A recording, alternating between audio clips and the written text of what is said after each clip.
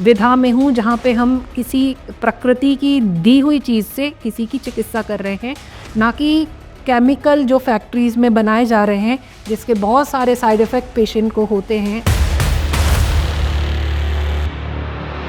पहले लोग जहाँ महीनों में इलाज कराते थे वो फिर घंटों में आ गए। अब लोगों को चाहिए कि मिनटों में बस आपने दवाई दी और तत्काल हम सही हो जाएं।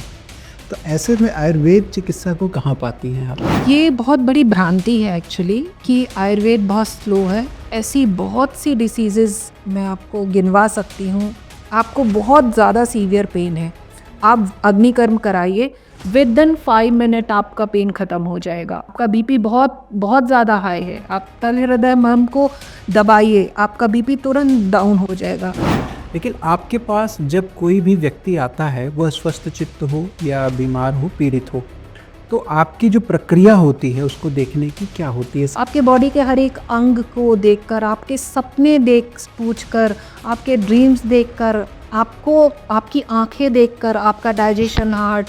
हम बहुत क्रोध करते हैं तो पित्त प्रकोपित होता है, बहुत शोक करते हैं तो वात प्रकोपित होता है। अपनी चीज़ें बढ़ा चढ़ा के बता रहा है तो वो जनरली वातज प्रकृति का होता है। पित्तज वाला मध्यम भाषी होता है और कफज प्रकृति वाले को कुरेद के निकालना पड़ता है। जो वातज प्रकृति का पुरुष होता है उसकी चंचल निद्रा होती है, बहुत जल्दी खुल जाती है। पित्तज वाली की थोड़ी सी मध्यम होती है, लेकिन सपने में उसको ज़्यादा, सपने में अग्नि जैसी चीज़ें। कई नई नई बीमारियां जन्म ले रही हैं, पनप रही हैं, लेकिन आयुर्वेद तो बड़ा पुराना है। पुरानी विधा से नई बीमारी का इलाज कैसे किया जा सकता है? और 18 साल के बाद आज जो मैंने एक अपने आप में एक न्यू रिसर्च की है, मैं बॉडी के किसी भी ऑर्गन का रीजेनरेशन करने में सक्षम हूँ।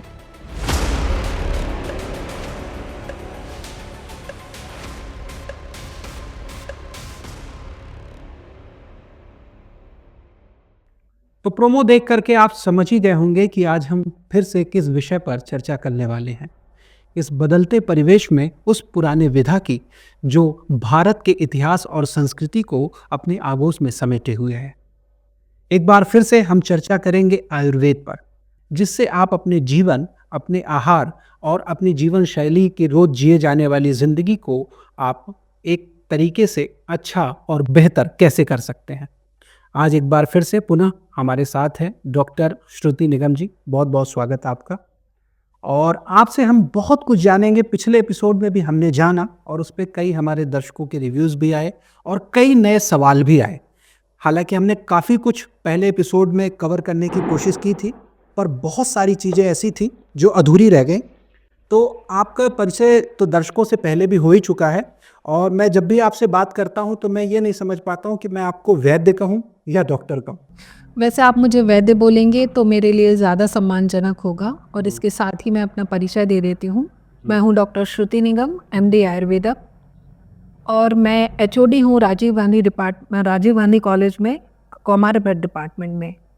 अच्छा, तो एक बात मुझे बताइए, वैद्य शब्द अगर पहले कहें तो बड़े सम्मानजनक शब्द माना जाता था, लेकिन आज अगर हम वैद्य कहते हैं तो हमारे दिमाग में एक ऐसी परिकल्पना आती है कि जड़ी बूटी वाला बाबा। तो इसको कैसे देखती है आप? एक्चुअली बोला जाए तो सही ही है, जड़ी बूटी वाले बाबा बोल लीजिए, या तो फिर हमारे लिए वैद्य शब्द एक बहुत ही सम्मानजनक इसलिए है क्योंकि हम लोग जो भी चिकित्सा करते हैं वो काष्ठ औषधि से ही करते हैं। जी। हम हर एक प्लांट की पूजा करते हैं, तब उसको तोड़ते हैं, तब उसका औषधि निर्माण करते हैं। तो हमारे लिए इतना प्रीशियस है उस प्लांट को कब ग्रहण करना है, कब सुखाना है, कब उसका औषध बनाना है, औषध का किस टाइप का प्रिपरेशन करना है। तो यदि हम वो जड़ी बूटी जो यूज़ करते हैं उसी से हमारी बड़ी बड़ी मेडिसिन, ऐसी ऐसी मेडिसिन बनती है जो असाध्य रोगों की भी चिकित्सा करती है। जी। तो आज के परिप्रेक्ष्य में हम ज़्यादा अच्छा, मेरे हिसाब से मुझे जड़ी बूटी वाले यदि आप बाबा के नाम से भी संबोधित करते हैं तो मेरे लिए वो भी सम्मानजनक होगा, क्योंकि मैं ऐसा सोचती हूँ कि थैंक गॉड मैं उस विधा में हूँ जहाँ पे हम किसी प्रकृति की दी हुई चीज़ से किसी की चिकित्सा कर रहे हैं, ना कि केमिकल जो फैक्ट्रीज़ में बनाए जा रहे हैं जिसके बहुत सारे साइड इफ़ेक्ट पेशेंट को होते हैं। जिसके साइड इफ़ेक्ट पता भी नहीं चलते हैं, और ऐसी ऐसी डिसीज़ आ रही हैं जिनका नामकरण भी नहीं था। नई नई हज़ारों डिसीज़ेज़ रोज़ पैदा हो रही हैं। सम्मान। आपने जैसे अभी कहा कि कई नई नई बीमारियां जन्म ले रही हैं, पनप रही हैं, लेकिन आयुर्वेद तो बड़ा पुराना है कि हम जो पुरानी विधा है उसी को लेकर के चलते हैं। तो पुरानी विधा से नई बीमारी का इलाज कैसे किया जा सकता है? जब आचार्यों ने अपनी संहिताएं लिखी तो उसमें उन्होंने श्लोक में इस चीज़ को बताया हुआ है कि आगे चलकर जब देश काल वय अलग अलग चीज़ें बदलेंगी, स्वाभाविक जो ऋतुएं होती हैं वो भी, जैसे कि आप फील करेंगे कि वर्षा ऋतु नहीं है, या आजकल ज़्यादा बारिश होने लगी, ज़्यादा जी। ठंड पड़ने लगी, गर्मी भी बहुत ज़्यादा होने लगी। तो आचार्यों ने पहले ही इंडिकेट कर दिया था कि ये देश काल बदलेंगे, जनपदोध्वंस होगा। ये जो एपिडेमिक आते हैं जैसे कोविड आया या चिकनगुनिया जैसी चीज़ें आई, रोटा वायरस आया था बीच में, हेपेटाइटिस बी आया, तो ये जो जनपदोध्वंस जैसी चीज़ें आती हैं, तब आचार्यों ने ऐसा बोला था कि जो भी हम किसी भी व्याधि की परिकल्पना करते हैं तो हमारे अकॉर्डिंग जो 3 दोष है, वात पित्त कफ, इसकी 7 प्रकृति निकल के आती हैं। द्वंद्वज प्रकृति मतलब वातज पित्तज, पित्तज कफज, कफज पित्तज, त्रिदोषज प्रकृति, ऐसे प्रकृति निर्धारित होती है। तो व्याधि जब उन्होंने एक लाइन लिखी कि आगे आने वाली व्याधियों के नामकरण संभव नहीं है, और हर व्याधि का नाम देना भी ज़रूरी नहीं है, लेकिन आप दोषों की परिकल्पना उसमें कर सकते हैं कि कौन से दोष कम ज़्यादा है, और आपको दोष साम्यता लानी है, धातु साम्यता लानी है, शरीर में पंच भौतिक साम्यता लानी है, तो आप किसी भी रोग से मुक्त होते हैं। तो हम जो चिकित्सा पद्धति जो हम जिस तरीके से एक वैद्य चिकित्सा करता है, ना कि वो नामकरण पे चिकित्सा करता है। यदि आप कोविड लेकर आएंगे मेरे पास तो मैं ज्वर की ही चिकित्सा करूंगी, तो हम व्याधि के नाम पे नहीं जाते हैं। आज के परिप्रेक्ष्य में बहुत सी व्याधि आ रही हैं, हम सिर्फ दोष साम्यता पे काम करते हैं और पेशेंट को स्वस्थ करते हैं। एक बात बताइए मुझे, आज के समय में आदमी को जब बहुत जल्दबाजी में कोई चीज़ें चाहिए होती हैं, तो ऐसे में आयुर्वेद की जो बीमारियों से निपटने की संहिता है या बीमारियों से निपटने का जो तरीका है, उसको कहीं न कहीं हम मानते हैं कि स्लो है। पहले लोग जहाँ महीनों में इलाज कराते थे, वो फिर घंटों में आ गए। अब लोगों को चाहिए कि मिनटों में बस आपने दवाई दी और तत्काल हम सही हो जाएँ। तो ऐसे में आयुर्वेद चिकित्सा को कहाँ पाती हैं आप? ये बहुत बड़ी भ्रांति है एक्चुअली कि आयुर्वेद बहुत स्लो है। ऐसी बहुत सी डिसीजेज़ मैं आपको गिनवा सकती हूँ फिंगर पे कि व्याधि पे इंस्टेंट रिलीफ करता है। देखिए, जब आयुर्वेद का जो चिकित्सा क्रम है वो अलग अलग तरीके की विधाएं हैं। कोई जी। काष्ठ औषध से चिकित्सा करता है, कोई रस औषध से चिकित्सा करता है। जब हम प्लांट बेस्ड मेडिसिन लेते हैं तो वो क्योंकि बॉडी के सिमेट्रिक होती हैं, उसमें हम उसका एंटीडोट भी क्रूड फॉर्म में मेडिसिन लेते हैं, तो वो व्याधि पे धीरे धीरे धीरे असर करती है। यही जब हम रस औषधि का यूज़ करते हैं, रस औषधि में जैसे स्वर्ण भस्म है, रजत भस्म है, चांदी की भस्म है, लोहे की भस्म है, ताम्र है, बंग है, नाग है, यशद है, हीरे की भस्म है। अभी मैंने कोविड का नाम लिया था। कोविड पे जब हमने हमारे हॉस्पिटल में काम किया और 100 बेड पड़े हुए थे और पेशेंट बीमार पड़े हुए थे, पेशेंट ऑक्सीजन पे थे, पेशेंट बायपैप पे थे और सांस नहीं ले पा रहे थे, तब हमने क्विक रिजल्ट के लिए, पेशेंट महीनों से आईसीयू में पेशेंट एडमिट है, डेथ होती जा रही हैं, तब हमने क्विक एक्शन के लिए रस औषधियाँ यूज़ की थी। जब रस औषधि बस उसका मतलब शर्त ये है कि रस औषधियाँ जो प्रिपरेशन होती है भस्म, वो बहुत ही मतलब पर्टिकुलर, वो बहुत अच्छी भस्म होनी चाहिए, जो कि बहुत कंपनियां बहुत अच्छी भस्म बनाती हैं। तो वो एक रॉकेट के जैसे काम करती है। जैसे आपके एंटीबायोटिक्स काम करते हैं, ऐसे हमारी रस औषध काम करती हैं। और रस औषध के प्रिपरेशन इतने शानदार हैं। जैसे मकरध्वज का नाम जैसे जनरली सबने सुना होगा, मकरध्वज शुक्र धातु भी इंक्रीज करती है, शरीर का तेज बढ़ाती है। आपने स्वर्ण वसंत मालती का नाम सुना होगा। आपने स्वर्ण भस्म, जिस पे हम आगे चर्चा यदि करना चाहें तो कर सकते हैं, क्योंकि बहुत ब्रॉड स्पेक्ट्रम है, बहुत इंपॉर्टेंट भस्म है। तो ये क्विक एक्शन करती हैं। लेकिन जैसे आपके एंटीबायोटिक का 5-7 दिन का डोज होता है, ऐसे हमारे इनके भी 5-7 दिन के डोज होते हैं, जो कि एंटीबायोटिक जैसे काम करती हैं। अब आप ये सोचो कि जब आप आईसीयू में बहुत इमरजेंसी में किसी को इंजेक्शंस दे रहे हैं, या किसी को मतलब ऐसी थेरेपी कर रहे हैं जो बहुत इमरजेंसी में लेते हैं, तब हम यहाँ पर अपनी कुछ और विधाओं के बारे में मैं बताना चाहूँगी। जैसे अग्निकर्म है, विद्ध कर्म है। अग्निकर्म एक प्रोसेस है जिसमें शलाका ली जाती है। अब वो अलग अलग मेटल की बनी हुई होती है। आपको बहुत ज़्यादा सीवियर पेन है, आप अग्निकर्म कराइए, विद इन 5 मिनट आपका पेन खत्म हो जाएगा। आपको बहुत सीवियर हेडेक है, आप विद कर्म कराइए। मर्मा पॉइंट कहते हैं, मर्म पे दबाना। आपका बीपी बहुत बहुत ज़्यादा हाई है, आप तल हृदय मर्म को दबाइए, आपका बीपी तुरंत डाउन हो जाएगा। तो ये जो अग्निकर्म है, जो विद कर्म है, ऐसी जो विधाएं हैं, वो भी आयुर्वेद की ही विधाएं हैं। विरेचन एक प्रोसेस है। आपका कितना भी बीपी हो, आप तो पैरालिसिस में जा रहा है पेशेंट, और हम विरेचन, एक जैसे पंचकर्मा का एक विधा है विरेचन, यदि आप वो कराते हैं तो आपको, मतलब आप पैरालिसिस में जाने से पेशेंट को रोक देंगे। सिर्फ यहाँ पे अवेयरनेस की ज़रूरत है। मुझे आज आपसे बात करके ऐसा फील हुआ कि आयुर्वेद को इस दृष्टि से तो लोग देखते हैं कि उसको सम्मानजनक दृष्टि से देखें, उसकी रिस्पेक्ट करें, लेकिन शायद इस साइड में बोलूँ, शायद नॉर्थ साइड, क्योंकि साउथ साइड तो आयुर्वेद बहुत विकसित है, बहुत मतलब बहुत ज़्यादा विकसित है।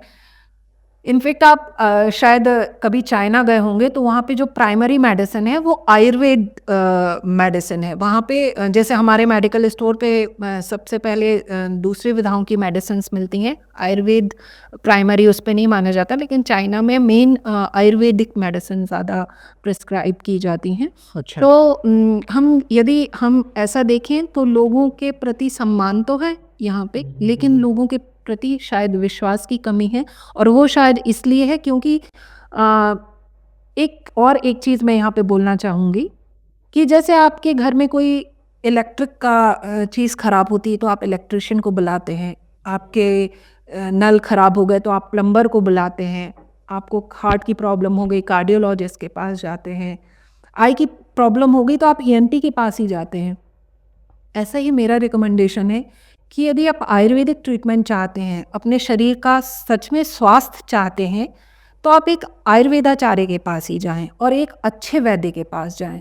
जब हम पीजी भी कर लेते हैं तो उसमें मास्टर हो जाते हैं, तो आपकी ये जिम्मेदारी है कि आप किसी पुस्तक से देखकर या फिर किसी सोशल मीडिया पर किसी एक रेसिपी को देखकर या फिर किसी के द्वारा बताई हुई रेसिपी को ट्राई करके आप ये ना सोचें कि आयुर्वेद कोई असर नहीं करता है। आपको एक अच्छे वैद्य के पास जाना चाहिए, अपना नाड़ी ज्ञान कराना चाहिए, आपकी प्रकृति के अनुसार असेसमेंट होना चाहिए, उसके अनुसार आपको आहार विहार करना चाहिए और अपनी मेडिसिन की सही दवा लेनी चाहिए। यदि आप ये सोचें कि आयुर्वेद तो जन जन में है और जो भी चीज़ें आयुर्वेदिक कह के बेची जा रही हैं वो सच में आयुर्वेद हैं, तो आप भ्रांति में हैं और आप गलत तरीके से जा रहे हैं। ये ऐसे ही हुआ कि आपने एक प्लम्बर को बुलाकर उसको इलेक्ट्रिशियन का काम दे दिया, या फिर आप ईएनटी के पास जाके अपने हार्ट की चिकित्सा करा रहे हैं। लेकिन आपके पास जब कोई भी व्यक्ति आता है, वह स्वस्थ चित्त हो या बीमार हो, पीड़ित हो, तो आपकी जो प्रक्रिया होती है उसको देखने की क्या होती है? सबसे पहले आप उसका किस तरीके से ट्रीटमेंट शुरू करती हैं, या उसके बीमारियों के बारे में, उसकी जो पीड़ित है जिस तरीके से, वो कैसे समझती हैं आप? यहाँ पे एक चीज़ ये भी हो सकती है कि आजकल के परिप्रेक्ष्य में कोई भी स्वस्थ रहा नहीं है। यदि कोई शारीरिक रूप से स्वस्थ भी है और उसके पैरामीटर सारे स्वस्थ के तरफ इंडिकेट कर रहे हैं कि ब्लड के पैरामीटर्स सही हैं, एलएफटी सही है, यूरिन कल्चर सही है, आरएफटी सही, सब कुछ सही भी है, तो भी वो कहीं ना कहीं मानसिक रूप से किसी व्याधि से ग्रस्त होता है। जैसे जी। आजकल हर किसी को हम बोले पेट में गैस बन रही है, कॉन्स्टिपेशन रह रहा है, एसिडिटी हो रही है, हमने ज़्यादा खा लिया तो एसिड रिफ्लेक्स आ रहे हैं, या तो फिर स्ट्रेस से ग्रसित है, नींद नहीं आती है, ऐसी चीज़ें जनरली होती हैं जिससे कि आपकी नाड़ी की जो गति है वो बदल जाती हैं। फिर भी यदि मेरे पास कोई पेशेंट आता है, तो यदि किसी वैद्य के पास कोई जाता है तो वैद्य सबसे पहले उस हमारे यहाँ पे 3 तरीके की परीक्षाएं बोली हैं, दर्शन, स्पर्शन और प्रश्न। अच्छा। तो जब हम दर्शन करते ही पेशेंट अंदर एंट्री करता है तो ही हम असेसमेंट शुरू कर देते हैं कि ये किस प्रकृति का पुरुष हो सकता है। साधारणतः प्रकृति का निर्धारण यदि हमें किसी का करना है तो उसे ब्रह्म मुहूर्त में बुलाकर, जब उसने अपना मल त्याग कर दिया हो और स्वस्थ चित्त में बैठा हो, वैद्य भी और रोगी भी, तब हम एक निश्चित इस जगह का मेंटेन करते हैं कि एक बिल्कुल पैरेलल जगह होगी, स्वस्थ चित्त में बैठा होगा, तब हम नाड़ी का जब परीक्षण करते हैं तो हमें सही प्रकृति का ज्ञान होता है। लेकिन यदि आपके पास रोगी 4 बजे आया है, 5 बजे आया है, खाना खाकर आया है, कहीं से घूम के आया है, बाइक चलाकर आया है, बीच में किसी से लड़ाई करके आया है, या उसके मन में अभी कोई फ़ोन आ गया तो कुछ ऊहापोह चल रहा है, तो नाड़ी बदल जाएगी। तो फिर नाड़ी की गति बदल जाती है। यहाँ पे हम यही कहते हैं कि प्रकृति हमेशा एक होती है जो जन्म से मरण तक होती है, जिस प्रकृति को कभी चेंज नहीं किया जा सकता। लेकिन जब आपको रोग होता है, लेकिन फिर भी ऐसा होता है कि यदि वातज प्रकृति का है तो उसे वातज रोग ज़्यादा होंगे, पित्तज प्रकृति का है तो पित्तज, कफज प्रकृति का है तो कफज रोग ज़्यादा होंगे, ऐसा साधारणतः देखा जाता है। लेकिन हम एक परिवार में रहते हैं, यदि किसी परिवार का एक खान पीन हमेशा ज़्यादा मिर्च, मसाले, तीखा ऐसे खाने की टेंडेंसी है, तो पित्तज प्रकृति वाले को एसिडिटी का या बर्निंग सेंसेशन ये ज़्यादा होने लगेंगे। अच्छा। तो जब लेकिन कफज वाले को थोड़े से कम होने लगेंगे, लेकिन कफज वाले को भी पित्तज रोग होंगे क्योंकि उसका खाना पीना एक्चुअली बहुत पित्तज है। तो यहाँ पे क्या होता है कि यदि पेशेंट हमारे पास आता है तो यहाँ पे हम जब नाड़ी का ज्ञान करते हैं तो कई बार, क्योंकि दिन में किसी भी वक्त पेशेंट आता है, तो हम जब नाड़ी का ज्ञान करते हैं तो जनरली हम व्याधि की प्रकृति को निर्धारित नाड़ी करते हैं। चेक करने की एक प्रवृत्ति क्या होती है? जनरली 3 उंगली यूज किया जी जाता है। हाँ। इस 3 उंगली ही क्यों यूज किया जाता है, और या 3 अलग अलग नसों पे रखी जाती है उसको? यहाँ पे नाड़ी से वात, पित्त, कफ का डायग्नोसिस हम करते हैं। वात की नाड़ी हमेशा सर्पवत चलती है, पित्त की नाड़ी जलौकावत चलती है, और जो कफ की नाड़ी मंडूकवत चलती है, मेंढक के समान, और कफ की नाड़ी एक जलौकावत चलती है, लीच के समान। तो जब हम यहाँ पे हाथ रख के नाड़ी का ज्ञान करते हैं तो कौन सी नाड़ी तीव्र गति में है, कौन सी। इसके अलावा भी इसमें 5 महाभौतिक विचार किया जाता है, आकाश, वायु, अग्नि, जल, पृथ्वी। एक फिंगर पे 5 महाभूतों का भी ज्ञान किया जा सकता है। तो ये नाड़ी ज्ञान की विधा बहुत बड़ी है। तो यहाँ पे यदि हम किसी की प्रकृति को असेस करने की कोशिश करें, तो जैसे पेशेंट आया हमारे पास, तो हम देखकर उससे कुछ क्वेश्चंस पूछकर हम उसका डायग्नोसिस बना सकते हैं कि ये किस प्रकृति का है। किसके कुछ हद तक शारीरिक बनावट या व्यवहार पर भी ये निर्भर करता है? जी, मैं बिल्कुल आपको यही आंसर देने वाली हूँ, लेकिन उससे पहले मैं सारे दर्शकों से एक चीज़ का विवरण देना चाहूँगी कि हमारे मोदी जी के सानिध्य में एनसीआईएसएम ने एक ऐप निकाली है, जो दिल्ली की वो है हमारी आयुर्वेद की, उसमें एक ऐप निकाली है जिसमें कि वो प्रकृति का निर्धारण करते हैं। उसमें आपको रजिस्टर होना पड़ता है किसी वैद्य के थ्रू, और फिर उसके बाद आप कुछ 30-35 क्वेश्चंस के आंसर देते हैं, जिसके द्वारा वो पूरा एक टूल है जो कि आपकी प्रकृति बता देगा, और आपको साथ में एक डाइट चार्ट भी प्रोवाइड करा देगा। तो ये प्रकृति निर्धारण का आजकल बहुत ज़्यादा एक टूल सर्कुलेट हो रहा है। तो यदि आप चाहें तो किसी वैद्य के पास जाके अपनी प्रकृति का असेसमेंट करा सकते हैं।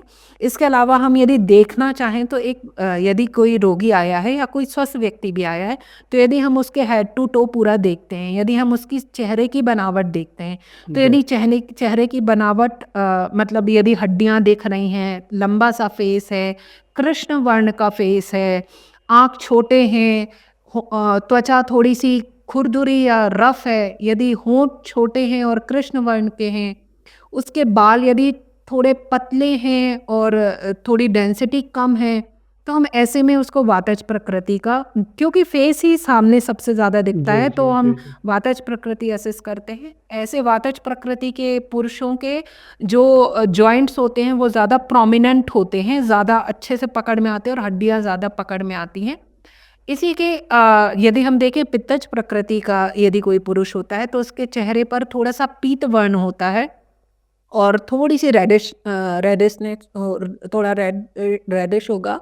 उसके यदि बाल देखें तो पतले ही बाल होंगे, लेकिन कई बार व्हाइट बाल ज़्यादा दिखेंगे, क्योंकि यहाँ पित्त प्रकृति में जनरली पालित्य ज़्यादा मिलता है, जिसमें बाल ज़्यादा पकने लगते हैं।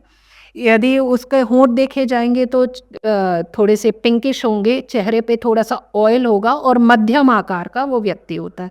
यदि कफज प्रकृति का इंसान देखा जाए तो थोड़ा-सा चबी फेस होगा, फेस श्वेत ज़्यादा होगा, उसके जी। विशाल नेत्र होंगे, बाल अच्छे थिक होंगे, मोटे होंगे और फेस ग्लो करता हुआ ओज वर्धक दिखेगा, उसके कंधे थोड़ी बड़े होंगे और उसके जो जॉइंट्स होंगे वो थोड़े से मांसल होंगे।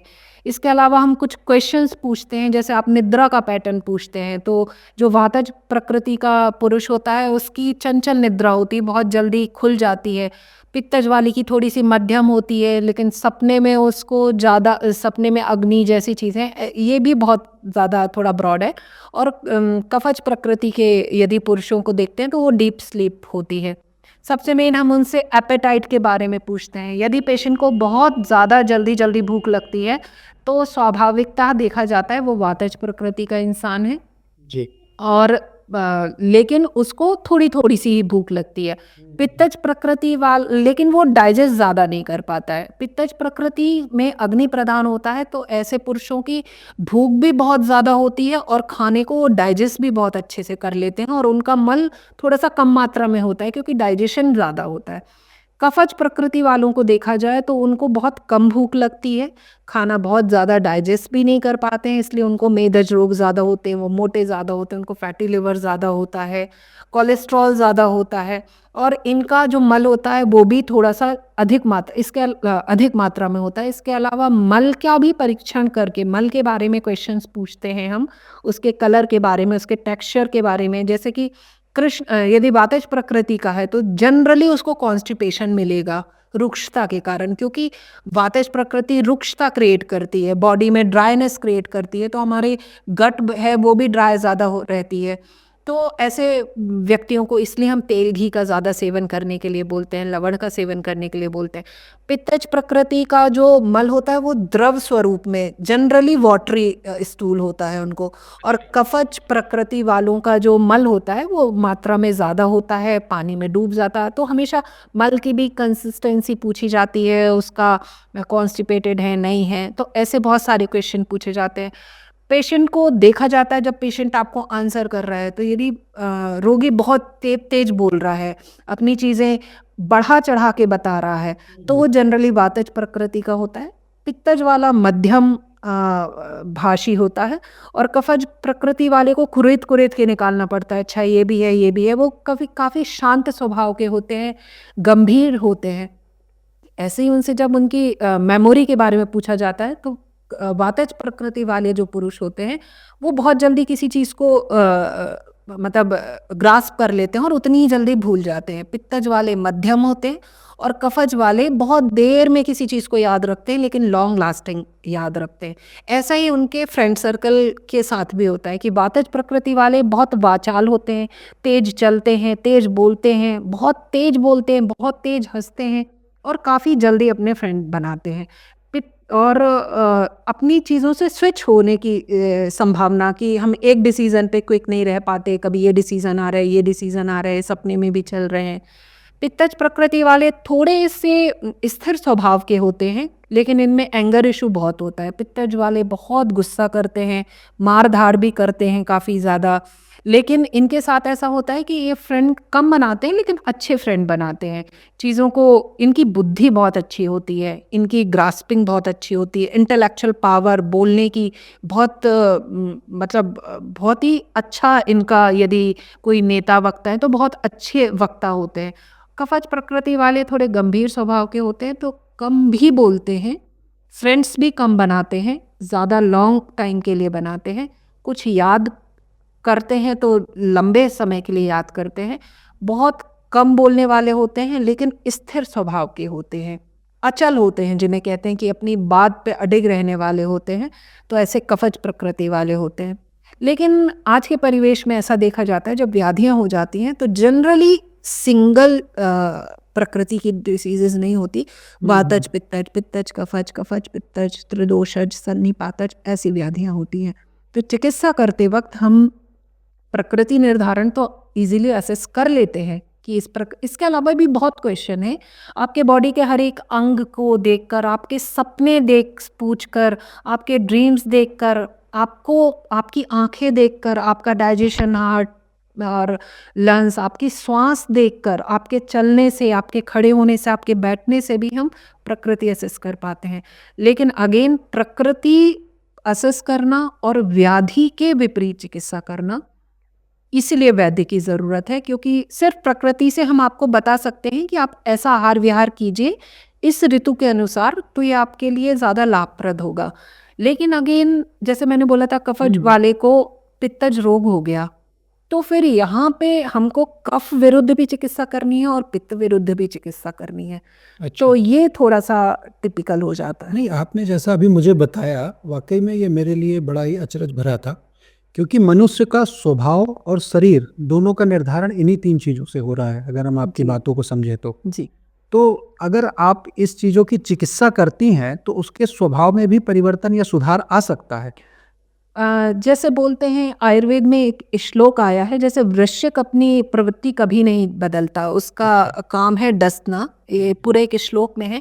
ऐसे ही इंसान की बेसिक प्रवृत्ति, बेसिक प्रकृति कभी नहीं चेंज की जा सकती है। यदि वो कफज है तो वो जिंदगी भर कफज ही रहेगा। जैसे अभी आपने बताया, परिस्थितियां जरूर उसको अभी चेंज आपने कर देती बताया हैं। किसी चीज पे कि वो चिड़चिड़ा होता है, जी, वो कफज के लिए आपने शायद बोला। मैंने वातज के लिए अच्छा, बोला। वाकस के लिए बोला। लेकिन यहाँ पे भी एक क्वेश्चन है कि आजकल के परिवेश में इतनी टेंशन है, इतना ज़्यादा है कि कफज, मेरे पास एक पेशेंट चल रही हैं, वो कफज, प्योर कफज प्रकृति की हैं, कफ प्रधान पित्तज प्रकृति है उनकी, लेकिन वो पिछले 25 सालों से किसी ऐसी चीज़ों में फंसे हैं या इतनी टेंशन है। तो जब हम बहुत ज़्यादा टेंशन लेते हैं, बहुत ज़्यादा क्रोध, यदि हम बहुत क्रोध करते हैं तो पित्त प्रकोपित होता है, बहुत शोक करते हैं तो वात प्रकोपित होता है। वो किसी शोक में ग्रस्त है बहुत सालों से, तो उनका वात इतना प्रकोपित हो गया है कि उनका ब्रेन में, मतलब उनको 20-25 साल से अनिद्रा है, वो सो नहीं पाती हैं। तो यहाँ पे जो आपके क्वेश्चन था, तो यहाँ पे मैं ये आंसर करना चाहूँगी कि इसलिए वैद्य की ज़रूरत है क्योंकि प्रकृति कुछ और है, उसकी व्याधि कुछ और है। तो हमें यहाँ पे यदि हम ये देखें कि उसको चिड़चिड़ी है वो, तो क्या वो वातज प्रकृति की है? तो एक किसी चीज़ से हम प्रकृति असेस नहीं कर सकते। ओवरऑल जब पूरे 35-40 जो आंसर हैं, और इसके अलावा लगभग 100-150 क्वेश्चन हम किसी पेशेंट से पूछते हैं, इसलिए किसी भी आप अच्छे वैद्य के पास जाएंगे तो वो हिस्ट्री टेकिंग में ही 1-1.5 घंटे लगाते हैं, क्योंकि हम सिर्फ व्याधि, आपने बोला कि मुझे ये व्याधि है, हम ये व्याधि, आप बोलोगे मुझे अम्ल पित्त है, तो मैं सिर्फ आपको एसिडिटी की चिकित्सा नहीं बिल्कुल, दूंगी। मैं आज से पहले यही समझता था कि मुझे ये बीमारी है तो ठीक है, मुझे एलोपैथी नहीं लेनी है, तो मैं किसी भी आयुर्वेदिक स्टोर की दुकान पे गया, ये भस्म ले लिया, ये चूर्ण ले लिया, लेकिन ऐसा इतना आसान नहीं है। नहीं, मैं आपकी बातों को जो समझ, क्योंकि हमें प्रकृति के विरुद्ध भी काम करना है, क्योंकि हम प्रकृति के विरुद्ध, यदि कवच प्रकृति है तो हम उसको घी तेल वाली चीज़ें या फैटी चीज़ें ऐसी नहीं दे सकते, नहीं तो उसको फैटी लिवर हो जाएगा, कोलेस्ट्रॉल हो जाएगा, LDL बढ़ जाएगा, फिर स्टोन के प्रॉब्लम होने लगेंगे, उसको हार्ट के इश्यूज होने लगेंगे, चेस्ट में कंजेशन ज़्यादा होने लगेगा। तो लेकिन हमको उसकी चिकित्सा, जैसे मैंने अपनी पेशेंट की बोली, लेकिन चिकित्सा तो हमको वात की करनी है, क्योंकि उसने इतने सालों तक शोक किया तो उसका वात प्रधान हो गया, जिसके कारण वो अनिद्रा में चली गई। अब हमारा काम होता है कि हम दोनों दोषों को कैसे बैलेंस करें, हम स्थानिक चिकित्सा कैसे करें। यदि आपके सर में, आपके मस्तिष्क में वात ने स्थान बना लिया है, तभी आप अनिद्रा का शिकार हो, तो हम यहाँ इस क्षेत्र में आपके वात को कम करने का कोशिश करेंगे, और आपके अन्य क्षेत्र में आपके कफ प्रधान आपकी शारीरिक प्रकृति है, तो इस क्षेत्र में हम आपके, क्योंकि वो कफ प्रधान पित्तज है, तो हम के पित्त और कफ दोनों को साम्य करने की, तो यहाँ पे अलग चिकित्सा चल रही है, यहाँ पे अलग चिकित्सा चल रही है। तो ऐसे में औषधि का निर्धारण बहुत अलग होता है कि जो मेद्य औषधियाँ हैं जो ब्रेन पे काम करती हैं वो नरिशमेंट करने वाली होनी चाहिए, और जो हमारे बॉडी के जैसे कि लंग्स में काम करने वाली हैं या लिवर पे काम करने वाली मेडिसिन है, वो कफ और पित्त शामक होनी चाहिए। तो इसलिए मैं बोलती हूँ कि आयुर्वेदिक हमेशा एक कस्टमाइज प्लान देता है कि आप अनिद्रा के, इंसोम्निया के 100 पेशेंट को भी 100 अलग अलग तरीके की मेडिसिन देंगे, ना कि सिर्फ आपने सोचा कि आपने शिरोधारा करा दिया। तो आजकल वो पंचकर्मा में वो शिरोधारा मतलब कि सर पे एक तेल या क्वाथ या दूध या तक्र की धारा गिरती है, या आपने कोई निद्रा जनन, जैसे सर्पगंधा लोग बहुत यूज़ करते हैं, लेकिन आपको समझना पड़ेगा सर्पगंधा आपको कब यूज़ करना है, आपको मुक्ता पिष्टि कब यूज़ करनी है, आपको निद्रा जनन योग कब यूज़ करनी है, जटामांसी, ब्राह्मी, तगर, संपुष्पी आपको कब यूज़ करना है। तो इसी का निर्धारण सिर्फ एक वैद्य कर पाता है। मतलब ये कह सकते हैं कि एक बार के लिए आप एलोपैथी में तो दवाई जाकर के मेडिकल स्टोर से ले सकते हैं, लेकिन आयुर्वेदिक कोई दवाई आप बिना चिकित्सक के सलाह के नहीं ले आप सकते। ले सकते हैं, लेकिन उसका असर नहीं होगा। वो तुक्के की चिकित्सा है कि लग गई तो लग गई, तो फिर इसके लिए भ्रांति पैदा होती है कि आयुर्वेद असर नहीं करता या आयुर्वेद लेट असर करता है। बट आपको अर्जुन, एक वैद्य होता है, जैसे कि अर्जुन ने आंख देखी थी एक चिड़िया की, और सीधे उसके आचार्य गुरु ने पूछा कि सारे पांडवों से पूछा कि तुमको क्या दिख रहा है, तो सारे पांडवों ने बोला कि मुझे पेड़ दिख रहा है, मुझे ये दिख रहा है, टहनी दिख रही है, फ्रूट्स दिख रहे हैं, चिड़िया दिख रही है। लेकिन जब अर्जुन से पूछा तो अर्जुन ने बोला कि मुझे चिड़िया की आंख दिख रही है, और उसने आंख को भेदा। तो जब हम एक्चुअल कॉज पकड़ पाते हैं कि हाँ ये कॉज है, 1.5 घंटे किसी पेशेंट की पूरी हिस्ट्री लेने के बाद हम एक निदान पे उतर पाते हैं कि ये निदान था, इसके कारण आज इतनी बड़ी डिसीज हो गई। तो जब हम उस पे वार करते हैं तो रोग अपने आप, मैंने पहले भी चर्चा में यही कहा है कि हम वही रोग ठीक करते हैं जो असाध्य हैं, जिनको बोल दिया गया है कि ये ठीक नहीं हो सकते हैं। लेकिन हम जब निदान पे काम करते हैं कि जिस कारण से व्याधि पैदा हुई है और जो इस स्टेज तक आ गई है, तो डेफिनेटली व्याधि, क्योंकि हमारा जो शरीर है वो 5 महाभूतों से बना है, उसको बैलेंस करना है। कौन सा महाभूत ज़्यादा बढ़ गया है, पृथ्वी ज़्यादा बढ़ गई है, जल ज़्यादा बढ़ गया है, तो वो उस तरीके के रोग होने लगेंगे। कफज, आकाश या वायु बढ़ गई है, वायु का एक एग्जांपल दे देते, ऑस्टियोआर्थराइटिस बोलते हैं, कट कट की आवाज़ आने लगी है, मेनिस्कस खत्म हो गए हैं, जॉइंट का लुब्रिकेशन खत्म हो गया, आपके शरीर में वायु बढ़ रही है। तो फिर हमें उस महाभूतों को बैलेंस करना है, दोषों को बैलेंस करना है, धातुओं को बैलेंस करना है। किसी की शरीर बहुत मोटा है, मेद धातु बहुत बड़ी है, किसी के शरीर में रक्त धातु का प्रमाण ज़्यादा बढ़ा है तो ब्लड प्रेशर जैसी डिसीजेज हो रही हैं, किसी के शरीर में अस्थि धातु बहुत ज़्यादा बढ़ गई है तो ऑस्टियोफाइट्स जैसी चीज़ें बनने लगी हैं। तो हमें धातुओं को बैलेंस करना है, मल को बैलेंस करना है। किसी को मल बिल्कुल नहीं आ रहा है, मूत्र की प्रवृत्ति किसी को ज़्यादा हो रही है, किसी को कम हो रही है, किसी को पसीना नहीं आता है। यहाँ पे प्रकृति में मैं ये भी बताऊँ, जिसको पसीना बहुत ज़्यादा आता है वो पित्तज प्रकृति का होता है, बाकी कफज प्रकृति और वातज प्रकृति में कम कम स्वेटिंग होती है। तो ऐसी बहुत से क्वेश्चन पूछे, हम प्रकृति भी बता सकते क्या हैं। कोई एक बीमारी से ये अंदाजा लगाया जा सकता है, जैसे अभी आप ऑफ स्क्रीन में मुझसे बता रहे थे कि अगर किसी के घुटने में प्रॉब्लम है तो वह 3 दोषों में से कोई भी कारण हो सकता है? जी बिल्कुल। घुटनों में दर्द लेकर पेशेंट आता है तो ठीक है। कई बार हम दर्द को जब एसेस करने की कोशिश करते हैं तो हमें टच करके भी समझ में आते हैं दोष। यदि शीत है तो कफ या वात दोष के कारण है, यदि उष्ण है तो स्वाभाविकता वो रक्त या फिर पित्त दोष के कारण से होता है। यहाँ पे मैं रक्त को इसलिए दोष बोल रही हूँ क्योंकि जब पित्त ज़्यादा प्रकोपित होता है तो वो पूरे ब्लड को एसिडिक कर देता है, पूरे रक्त को प्रकोपित कर देता है। इसको वात रक्त डिसीज कहते हैं। यहाँ पे जैसे यूरिक एसिड पेशेंट का ज़्यादा बढ़ा हुआ होता है तो जनरली हम डाइजेशन पे काम करते हैं, लेकिन हम यहाँ पे पित्त दोष की परिकल्पना करते हैं, पित्त दोष के शमन की कोशिश करते हैं और रक्त को शोधित करने की कोशिश करते हैं। लेकिन उस गाउट के यदि आप गाउट समझे, यूरिक एसिड ज़्यादा बढ़ा हुआ है, उसमें भी पेशेंट को जॉइंट में पेन होता है बस। लेकिन यदि आप समझें कि आपको आरए फैक्टर बढ़ा हुआ है, आम वात लेकर पेशेंट आते हैं, उनके घुटने में स्वेलिंग मिलेगी, स्वेलिंग वातरक्त में भी मिल सकती है, सूजन मिलेगी, पेशेंट को एडीमा मिलेगा, मतलब कि दबाने पर उसका सूजन जो एडीमा टाइप का मिलता है वो मिलेगा। इसके अलावा पेशेंट को पेन होगा, उसका डाइजेशन खराब होगा, उसके साथ बहुत सारे कफज के विकार लगे होंगे। तो यहाँ पे कफ के कारण से मेन होता है, लेकिन यहाँ पे वात सहयोगी रूप में होती है। लेकिन पहले चिकित्सा हम आम की या कफ की करते हैं, इसे आम वात कहते हैं। और एक ऑस्टियोआर्थराइटिस है जिसे वो संधिगत वात कहते हैं। ये जनरली वृद्धावस्था में पाया जाता है, जिसमें कि बीच का मेनिस्कस या बीच का लुब्रिकेशन खत्म हो जाता है, घुटने की गद्दियाँ घिस जाती हैं, दोनों कार्टिलेज आपस में रगड़ खाने लगते हैं और रगड़ खाने से दर्द होने लगते हैं। तो यहाँ पे वात के कारण दर्द होता है। इसके अलावा टेंडेनाइटिस हो गया तो हम पित्त की परिकल्पना कर लेते हैं।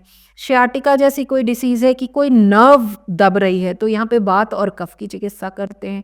तो जॉइंट पेन लेकर पेशेंट आ रहा होता है, लेकिन उससे भी बहुत से क्वेश्चन पूछने पड़ते हैं। मतलब दर्द एक ही है? दर्द एक ही है, लेकिन दर्द की बहुत प्रकार हैं। जैसे कि हम क्वेश्चन पूछते हैं, तुम्हें सुई चुभने जैसा दर्द है, कि चींटी चलने जैसा फील होता है, कि फाड़ने जैसा दर्द होता है, कि बर्निंग के साथ दर्द होता है, टेंडरनेस है क्या, कि छू भी नहीं पाते हो। कई पेशेंट, मेरे पास एक फाइब्रोमाइल्जिया की पेशेंट थी जिसको कि हम एलोपैथी में बोलते हैं कि वो इनक्योरेबल है। 2 महीने के अंतर में वो पेशेंट का फाइब्रोमाइल्जिया क्योर हो गया। फाइब्रोमाइल्जिया ऐसा रोग होता है जिसमें पेशेंट को कहीं भी टच कर दो, पेशेंट आ करके चिल्लाता है, क्योंकि उसका पूरा बॉडी पेन होता है और वो किसी भी पेन किलर से ठीक नहीं होती है। और आयुर्वेद में मेरे पास रिकॉर्ड है कि मैंने उसको ठीक किया है 2 महीने के अंदर। अभी रिसेंट का ही केस है। तो हम फाइब्रोमाइल्जिया के केस में हम पित्त और रक्त की परिकल्पना करते हैं, क्योंकि पेशेंट टेंडरनेस से छूने में भी उसको दर्द हो रहा है।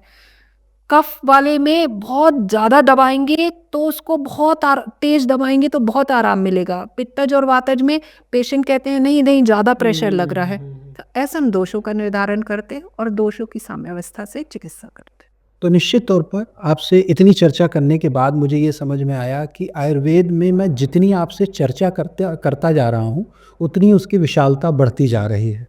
और मुझे लगता है हमें कई सारे एपिसोड करने पड़ेंगे, तब भी हम जाकर के शायद आयुर्वेद के 1% हिस्से को भी न समझ पाएँ, क्योंकि ये सैकड़ों क्या लाखों वर्ष कह सकते हैं पुराना है और लाखों वर्ष का इतिहास अपने आप में समेटे हुए है, जिसके माध्यम से आज आप लोगों का उपचार कर रही हैं। लेकिन आपसे कोई व्यक्ति अगर मिलने आना चाहे तो किस तरीके की बीमारियों का आपके पास इलाज संभव है? ये क्या स्पेशलाइजेशंस है आपकी? किन किन बीमारियों को आपके द्वारा उपचारित किया जा सकता है? इसमें मैं यह आंसर आपको एक फ़नी सा आंसर करना चाहूँगी कि पहले ये मेरे प्रैक्टिस के लिए 18 साल हो गए। तो जब हम पहले प्रैक्टिस करते थे तो हम बहुत सिंपल बीमारियों के नाम लिख दिया करते थे कि ये बीमारियों का सफल इलाज किया जाता है। लेकिन इतने साल की प्रैक्टिस में मैं आज उस पे पहुँच गई हूँ डिसीज़न पे कि अब मैं ये कहने लगी हूँ सबको कि जो भी बीमारी का इलाज आप नहीं करने में सक्षम हो पा रहे हैं, या फिर आपकी कोई असाध्य रोग बोल दिया गया है जिसको बोलते हैं इनक्योरेबल डिसीज़ है, कोई ऐसी डिसीज़ जिसको ऑटो इम्यून डिसीज़ बोल दी गई है, कोई जो प्रोग्रेसिव नहीं है, या फिर जो मारक डिसीज़ है, ऐसी भी डिसीज़। सिर्फ यहाँ पे एक चीज़ है, कुछ हमारे यहाँ पे भी डिवीज़न है कि काय चिकित्सक और शल्य चिकित्सक। जी। कुछ ग्रोथ होती हैं जिनको कि सर्जरी के थ्रू ही निकाला जाता है। फिस्टुला जैसी चीज़ें होती हैं, यदि ब्लाइंड फिस्टुला है, फिस्टुला ट्रीट करना है, या तो फिर असाइटिस, पेट में पानी भर गया है, फिर भी उसको कहीं हद तक काय चिकित्सक ठीक कर लेते हैं। तो जो शल्य चिकित्सक के पास जानी है वो हमारा शल्य विभाग देखता है। इसके क्योंकि मैं शल्य चिकित्सा करने की अधिकारी नहीं हूँ। इसके अलावा जो भी मारक डिसीज़ हों, जो भी इनक्योरेबल डिसीज़ेज़ हों, या जो आप जिसको ट्रीटमेंट करा के थक गए हों, ऐसी सारी डिसीज़ का मैं इलाज करती हूँ। और 18 साल के बाद आज जो मैंने एक अपने आप में एक न्यू रिसर्च की है, मैं बॉडी के किसी भी ऑर्गन का रीजेनरेशन करने में सक्षम हूँ। यहाँ पे एक चीज़ मैं ये बताना चाहूँगी कि जैसे मैंने अभी कुछ ही देर पहले मेनिस्कस डीजेनरेशन की बात की थी, तो दूसरी विधाओं में मेनिस्कस को रीजेनरेट करना संभव नहीं है। जो जी। 2 कार्टिलेज के बीच में या जो 2 रीढ़ की हड्डी के 2 वर्टेब्री के बीच में जो डिस्क होती है, उसको रीजेनरेट करना संभव नहीं है। लेकिन मैं ये दावा करती हूँ कि मेरा कुछ मेडिकेटेड रिसर्च बेस्ड कुछ ऑयल हैं, जिनके थ्रू पूरे ट्रीटमेंट प्रोटोकॉल में आप बिफोर और आफ्टर एक्स-रे, एमआरआई में अपनी मेनिस्कस को रीजेनरेट होता देखेंगे। इस मेनिस्कस रीजेनरेशन का ये फ़ायदा है कि आपको घुटने का ऑपरेशन या फिर आपको वर्टेब्रे का कोई ऑपरेशन नहीं कराना पड़ेगा। एक नैसर्गिक पद्धति के थ्रू, एक नेचुरल प्रोसेस से आपकी मेनिस्कस रीजनरेट होगी। इस पे मैंने बहुत रिसर्च की है, 500 से भी ज़्यादा सक्सेसफुल केस किए हुए हैं जिसमें कि मेनिस्कस को रीजनरेट किया हुआ है। श्रिंकन किडनी, यदि किडनी का एक किडनी श्रिंक हो रही है, उसको भी रीजनरेट किया हुआ है। फैटी लिवर के तो बहुत सारे असंख्य केस हम डील करते हैं, क्योंकि हर किसी पेशेंट में फैटी लिवर है। मधुमेह की डिसीज़, यदि मधुमेह आपको है और आप इंजेक्शन पे भी हैं, तो आपके इंजेक्शंस की क्वांटिटी कम हो सकती है और मेडिसिन तो छूट ही सकती हैं। हम ब्रेन एट्रोफी पे बहुत अच्छा काम करते हैं, जो कि बच्चों में ऑटिस्टिक चाइल्ड हैं, एडीएचडी वाले बालक हैं, बच्चे बोल नहीं पाते हैं, बच्चे बेड पे बाथरूम कर देते हैं, बच्चे का ये सारी जो भी डिसीज़ेज़ हैं, इन पे हम बहुत अच्छा काम करते हैं। अस्थमा जैसी लंग्स की कोई भी डिसीज़ हो, अच्छा। अस्थमा जैसी डिसीज़ को जड़ से ख़त्म किया जा सकता है। जो बच्चे रेगुलर नेबुलाइज़र यूज़ करते हैं, नेबुलाइज़ेशन पे जाते हैं, उन बच्चों का आप पहले 1 महीने में, फिर 3 महीने में, 6 महीने में 1-1 बार नेबुलाइज़र यूज़ करना पड़ेगा।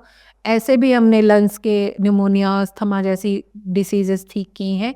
इसके अलावा लिवर की संबंधित कोई भी रोग हो, क्योंकि पेट का जो भी है, लिवर हमारा मेन पार्ट है, हम सबसे पहले लिवर पे काम करते हैं। तो लिवर की कोई भी डिसीज़ हो, आपके गॉल ब्लैडर के स्टोन की सिर्फ कुछ मर्यादा हैं कि इतने-इतने एज में या इतने-इतने साइज़ में हम गॉल ब्लैडर स्टोन पे काम कर पाते हैं। बाकी आपके किडनी में स्टोन बार-बार बन रहे हैं, स्टोन फँस गए हैं, आपके किडनी संबंधित कोई भी रोग हों, आपके हृदय संबंधित कोई भी रोग हों, सिंपल रोग, ये तो बड़े-बड़े रोगों की बात हो गई। अम्ल पित्त से, लोग एसिडिटी से सालों से ग्रसित हैं और सालों से एक टैबलेट खाली पेट का कैप्सूल खाते जा रहे हैं, जो कि आपकी किडनी खराब करता है। आप उससे ग्रसित हैं, तो आयुर्वेद सिर्फ आपसे 10 और 15 दिन में ये ख़त्म कर देगा।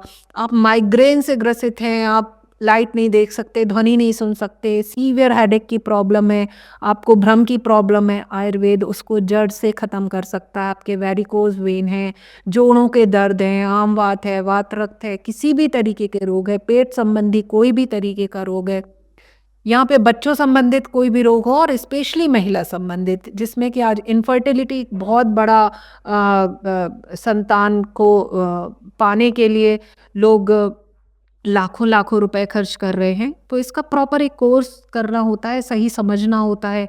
पीसीओडी की डिसीज़ है, जो आजकल हर दूसरी तीसरी बच्चियों में हो रही है। चेहरे पे बाल होना एक स्वाभाविक सी चीज़ हो चुकी है।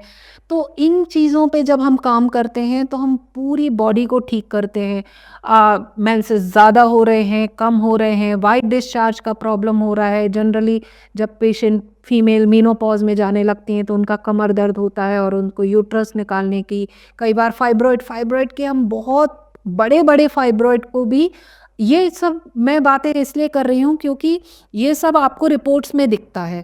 मैं तो उन चीज़ों की चिकित्सा की भी बात कर रही हूँ कि जो आपको रिपोर्ट्स में नहीं दिखते। आपको अम्लपित्त रिपोर्ट में नहीं दिखता, आपकी टेंशन, आपको नींद नहीं आ रही है, आपको रिपोर्ट में कैसे दिखेगा?